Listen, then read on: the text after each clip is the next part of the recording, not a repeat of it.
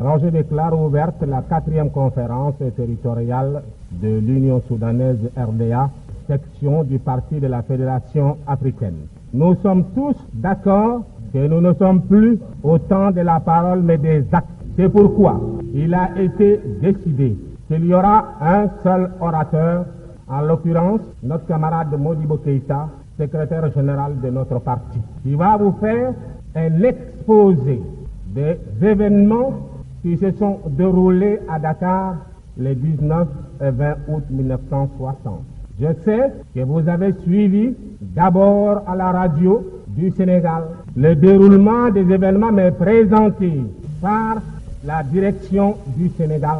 Et vous savez tous comment les faits ont été sérieusement déformés. Vous avez entendu également à la radio du Mali à Bamako comment les faits se sont réellement déroulés. Mais la direction du parti a considéré comme indispensable de convoquer à Bamako à cette conférence tous les responsables politiques de notre parti, et nous saluons la rapidité avec laquelle tous vous avez répondu à l'appel de la direction de votre parti. Et c'est aujourd'hui, devant vous tous, que le camarade Modibo va faire l'exposé réel des faits de leur cause, des causes qui ont été à la base de l'acte illégal, l'acte de traîtrise qui a été consacré par les dirigeants sénégalais. Notre camarade Jean-Marie Koné, vice-président du gouvernement, fera la traduction en bambara. Et je pense qu'il n'est pas nécessaire de dire que les camarades ici présents, qui tous représentent les différentes sous-sections de notre parti, les sous-sections qui ont déjà défini d'une façon claire leur position face aux problèmes qui se posent, je dis donc qu'il n'est pas nécessaire que nous engagions un nouveau débat. Par conséquent, je répète, deux orateurs, d'abord le président Modibo, secrétaire général, pour l'exposer, et le camarade Jean-Marie Koné pour la traduction. Alors je passe la parole à notre camarade Modibo Keïta, secrétaire général du parti, président du gouvernement fédéral du Mali. Il a fallu qu'en mai dernier, je mette en cause l'existence du gouvernement fédéral, parce que j'étais décidé à donner la démission du gouvernement, parce que le gouvernement sénégalais ne pouvait pas comprendre que le port de Dakar n'était pas seulement le port du Sénégal, mais que c'était aussi le port de la Mauritanie, et que Sénégal, c'était un organisme dont la population fédérale était soutenue.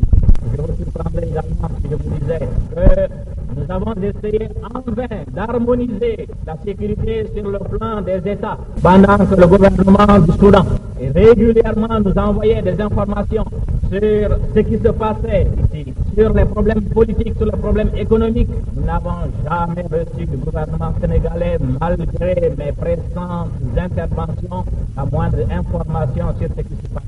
Et si par hasard nous recevions des informations, elles étaient vieilles de 3 mois.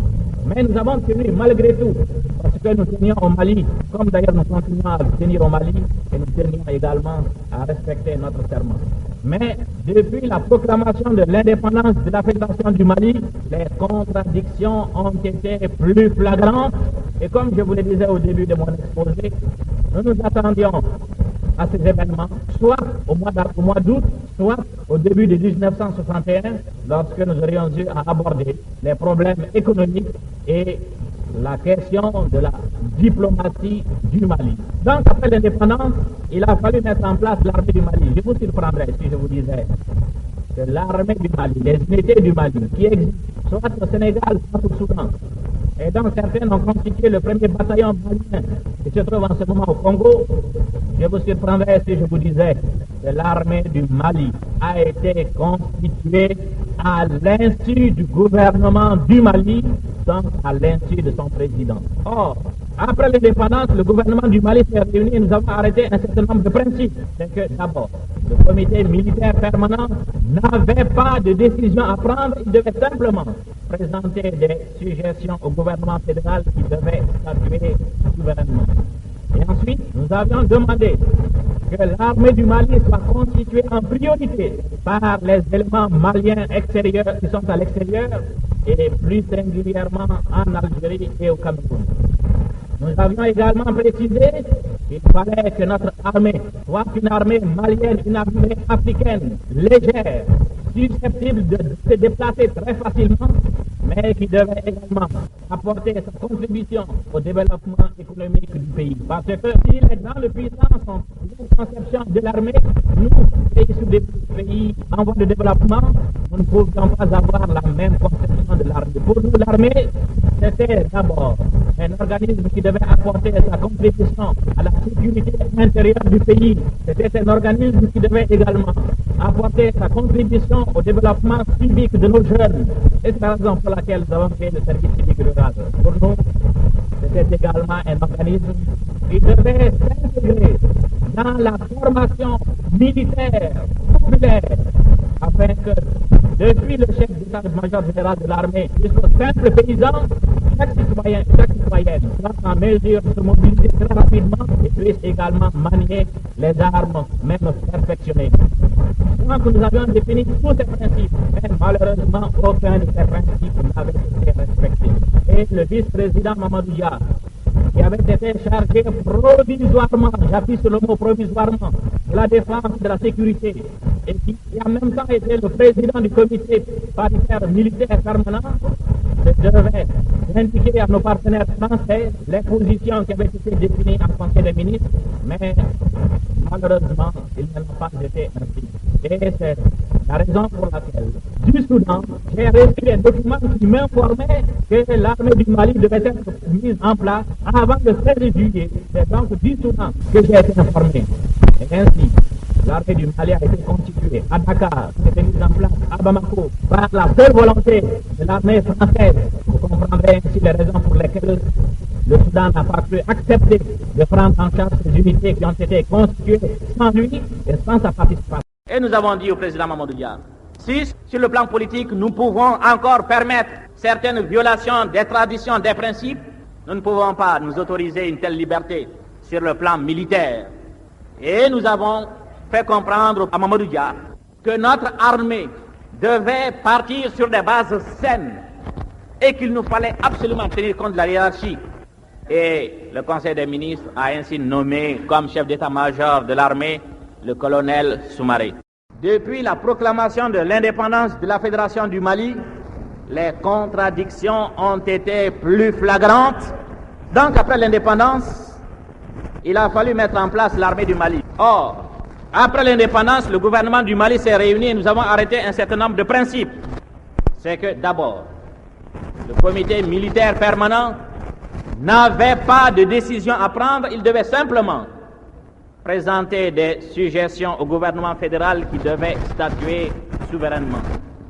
Et ensuite, nous avions demandé que l'armée du Mali soit constituée en priorité par les éléments maliens extérieurs qui sont à l'extérieur et plus singulièrement en Algérie et au Cameroun.